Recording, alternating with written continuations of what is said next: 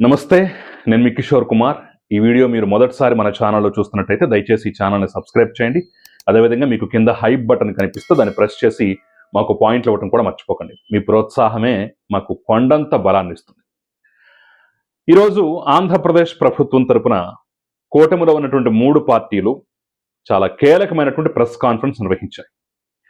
చాలా కీలకమైనటువంటి అంశాలు ప్రస్తావించాయి. వాళ్ళ భవిష్యత్తు కార్యాచరణ ఏం ఉంటుంది, ఏం చేయబోతున్నారనేది కూడా చాలా స్పష్టంగా చెప్పినటువంటి పరిస్థితి.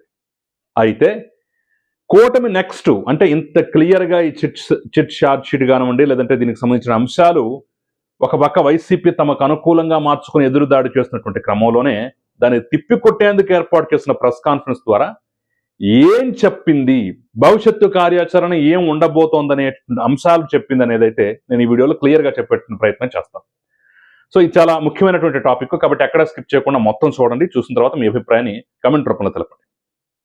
ముందు పయ్యావుల కేశవ్తో మొదలు పెడితే ఆయన చార్జ్ షీట్లో ఏముంది, టెక్నికల్ అంశాలు ఏంటి, వాట్ ఈస్ వాట్ అనేది వివరించిన తర్వాత ఆ తర్వాత బీజేపీ తరఫున అధ్యక్షుడు మాధవ్, ఆ తర్వాత డిప్యూటీ సీఎం పవన్ కళ్యాణ్, ఆ తర్వాత ముఖ్యమంత్రి చంద్రబాబు నాయుడు ముగ్గురు మాట్లాడారు. మాట్లాడిన తర్వాత ప్రశ్నించి వచ్చినటువంటి ప్రశ్నలకు సమాధానాలు చెప్పారు. అయితే ఈ ముగ్గురులోనూ పవన్ కళ్యాణ్ చెప్పినటువంటి ఒక మాట అయితే కొంత ఆసక్తికరంగాను, వీళ్ళు ఏం చేయబోతున్నారనేటటువంటి దాన్ని క్లారిటీ ఇచ్చినట్టుగానే అనిపించింది. ఆయన ఏం మాట అన్నాడంటే, యుద్ధం ప్రారంభం కాబోతోంది, యుద్ధం మొదలు పెడుతున్నాం అని చెప్పేసి అంతా చాలా క్లియర్గా కొండ బద్దలు కొట్టేసినట్టుగా చెప్పాడు. అంటే అలాంటి మొహమాటం దాపరికం లేకుండా మీరు ఇంత దుర్మార్గంగా వ్యవహరిస్తున్నటువంటి క్రమంలో ఇక మేము యుద్ధం డైరెక్ట్గా మొదలు పెడతాం అనేటటువంటి అంశాన్ని అయితే అసలు ఎక్కడ తడుముకోకుండా చెప్పేశారు.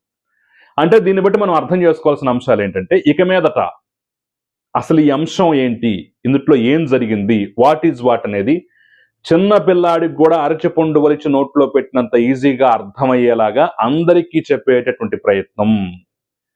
Main stream media, social media, digital media, ఆ మీడియా ఈ మీడియా అనేవి తేడా లేకుండా ఆఖరికి ఫ్లెక్సీలు, పోస్టర్లతో సహా అన్ని మాధ్యమాలను ఉపయోగించుకొని అయినా సరే అందరికీ చెప్పేటటువంటి ప్రయత్నం, ప్రతి గ్రామంలో ప్రతి ఊరిలో డిస్కస్ చేసేలాగా చేసేటటువంటి ప్రయత్నం, తెలియని వాళ్ళకు కూడా ఇదిగో ఇంత దుర్మార్గంగా వీళ్ళు చేశారు అని చెప్పేసి ఈ రిపోర్ట్లు కానీ ఇవన్నిటినీ అందరికీ అర్థమయ్యేలాగా డిస్క్లోజ్ చేసి చూపించేటటువంటి ప్రయత్నం, ప్రచారం చేసేటటువంటి ప్రయత్నం అయితే కూటమి నుంచి జరగబోతోంది. మేజర్ అస్త్రశస్త్రాలు అయితే సిద్ధం చేసుకోబోతున్నారు.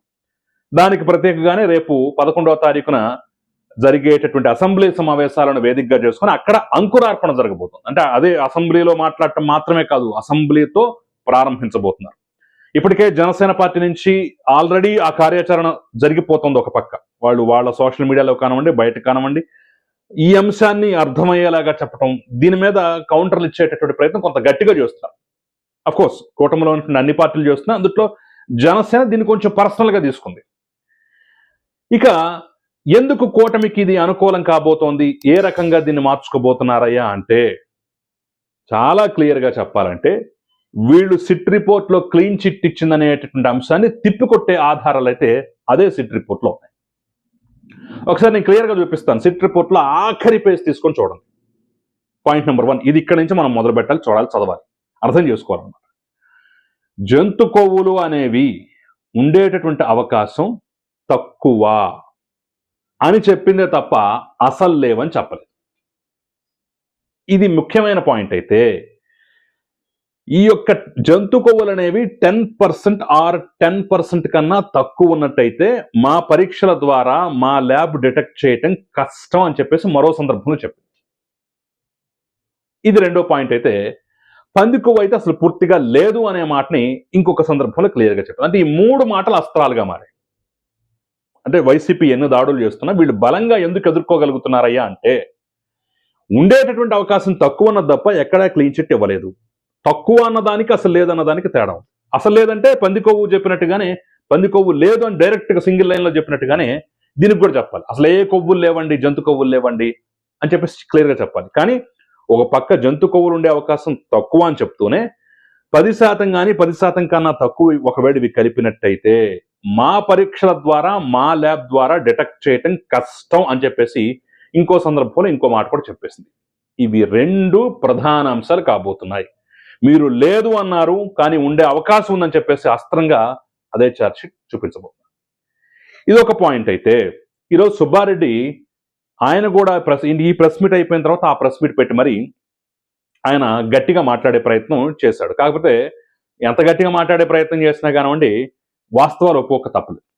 సుబ్బారెడ్డి తన నోటి నుంచే అవును కల్తీ జరిగిన మాట వాస్తవమే, కొవ్వులు లేవని సిట్ చెప్పింది, కానీ మిగిలిన రకాలుగా కల్తీ జరిగిందనేటటువంటి అంశాన్ని కూడా సిట్ చెప్పింది. కాబట్టి బాధ్యులపై చర్యలు తీసుకోండి అని అంటూనే ప్రభుత్వం 1 మెన్ కమిషన్ ఏర్పాటు చేస్తోందట. అలా ఎలా ఏర్పాటు చేస్తారు? ఒక పక్క సిట్టు దర్యాప్తు చేస్తుంటే సిట్ దర్యాప్తు ఇంకా పూర్తి కాకపోతే ఇది చట్టవిరుద్ధం కదా, రాజ్యాంగ విరుద్ధం కదా అని చెప్పేసి భయపడుతూ మాట్లాడినటువంటి మాటలు. అరే చర్యలు తీసుకోమని అంటున్నారు కదా, ఆ చర్యలు తీసుకుంటే ఈ సబ్జెక్ట్ ఇంతటితో వదిలేయండి అని చెప్పేసి మిథున్ రెడ్డి పక్కన కూర్చొని మాట్లాడినటువంటి మాటలు. ఇవన్నీ పరిశీలిస్తే ఒక దశలో వైసీపీ కూడా ఒప్పుకోక తప్పట్లేదు కల్తీ అనేటటువంటి అంశాన్ని. అంటే ఇప్పుడు టాపిక్ ఏంటంటే జంతు కొవ్వులు కలిసాయా లేదా అనేది తప్ప, కల్తీ అనే దాని మీద ఓవరాల్ గా అందరికీ ఒకటి అభిప్రాయం ఉంది. ఎస్ జరిగింది, జరిగిన మాట వాస్తవం. పామాయిల్ కలిపారు, ఇందుట్లో ఈస్టర్స్ కలిపారు, ఇంకా రకరకాల రసాయనాలు కలిపారు. మల్లిక్ పరుచూరు వంటి వాళ్ళు చెప్తున్నారు ఆ స్మెల్ రాకుండా ఉండటం కోసం టాయిలెట్ క్లీనర్స్ లాంటివి కూడా కొన్ని యాడ్ చేశారు, లబ్సా లాంటివి. అంటే ఇవి ఆ టెక్స్చర్ మార్చడానికి, దుర్వాసన రాకుండా ఉండటానికి ఉపయోగించే అవకాశం కూడా ఉందని చెప్పేసి అయితే మల్లిక్ పరుచూరు వంటి వాళ్ళు చెప్తున్నారు. సో కెమికల్ ఇంజనీర్స్ అంటే దీన్ని బట్టి మనం అర్థం చేసుకోవాల్సిన టాపిక్ అంశం ఏంటయ్యా అంటే, ఒక పక్క కల్తీ అనే మాటను ఒప్పుకోక తప్పని పరిస్థితి వైసీపీకి వస్తే, ప్రభుత్వం ఏర్పాటు చేస్తున్నటువంటి 1 మెన్ కమిషన్ ద్వారా ఇంకెన్ని వాస్తవాలు తెలుస్తాయో దాని కార్యరూపం దాల్చకుండా ఉండేందుకు మనం ప్రయత్నం చేయాలని చెప్పేసి కూడా వైసీపీ కంకణం కట్టుకుంటాం. ఇక ఈరోజు వస్తున్నటువంటి తాజా వార్తలను బట్టి మనం చూసినట్టయితే, ఇందుట్లో ఉన్నటువంటి కొంతమంది కేసులు ఎదుర్కొంటున్నటువంటి నిందితులు, కొంతమంది అది 2-3 పూర్తి స్థాయిలో మనకు సమాచారం లేదు కానివ్వండి, కొంతమంది అయితే పత్రికల ప్రకారం వాళ్ళ అప్రూవర్లుగా మారారట. అవును తప్పు జరిగింది అనేటటువంటి వాస్తవాన్ని బయట పెట్టారట. ఇంకా విచిత్రకరమైన అంశం ఏంటంటే, బోలే బాబా డైరీ త్రూ శ్రీశైలం దేవస్థానాన్ని గుడిదే కల్తీని సప్లై చేశారని, తిరుమల వెంకటేశ్వరుడే కాదు శ్రీశైలం మల్లికార్జున స్వామికి కూడా ఈ కల్తీ పోటు తప్పలేదని చెప్పేసి అయితే వార్తా కథనాలు వస్తున్నాయి. అంటే దీన్ని బట్టి ఇంకెన్ని దేవాలయాలు ఈ రకంగా ఎంతమంది దేవుళ్ళు బాధలు పడ్డారో అనేదైతే అర్థం చేసుకోవాల్సిన అంశం. సో రేపటి రోజున ఈ ఛార్జ్ షీట్ అఫీషియల్ గా ప్రభుత్వం దగ్గరకు వచ్చినట్టయితే దాన్ని అర్థమయ్యేలాగా అవసరమైతే ట్రాన్స్లేట్ చేసి, ప్రజలకు కూడా అర్థమయ్యేలాగా ట్రాన్స్లేట్ చేసి పబ్లిక్ డొమైన్ లో పెట్టి, అందరికీ అర్థమయ్యేలాగా పబ్లిక్ డొమైన్ లో పెట్టి వాస్తవాలేంటో చెప్పేటటువంటి ప్రయత్నం అయితే కూటమి చేయబోతుంది. సో ఈ ఛార్జ్ షీట్ ఎవరి దగ్గర లేదు, ఆ పేపర్లు ఎవరి దగ్గర లేదు, ఏదో కొంతమంది మాలాంటి వాళ్ళు అక్కడెక్కడ సంపాదించడం సరిపోయింది కానివ్వండి, ఎవరి దగ్గర లేదనేటటువంటి ధైర్యంతో ఇష్టం వచ్చినట్టుగా మాట్లాడేసిన వాళ్ళ నోళ్ళలో ఇప్పుడు పచ్చి వెలక్కాయ పడబోతుంది. ఇది మెయిన్ స్ట్రోక్ అన్నమాట. సో రేపు యుద్ధం అనేది అసెంబ్లీతో మొదలైతే ఎన్నాళ్ల పాటు కొనసాగుతుందో చెప్పలేని పరిస్థితి. ఊరు వాడ ఇదే టాపిక్ మీద రేపటి రోజున చర్చించుకున్న ఆశ్చర్యపోవాల్సిన అవసరం అయితే లేదు. చూద్దాం మరి పవన్ కళ్యాణ్ చెప్పినట్టుగా యుద్ధం ప్రారంభమైతే ఏం కాబోతోంది, ఏం జరగబోతోందని, ఎంతమంది కూసాలు కదలబోతున్నాయో ఖచ్చితంగా వెయిట్ చేయాల్సినటువంటి అంశం. సో ఈ అంశాల మీద మీ అభిప్రాయం ఏదన్నా సరే నాకు కామెంట్ రూపంలో తెలపండి. Thank you very much.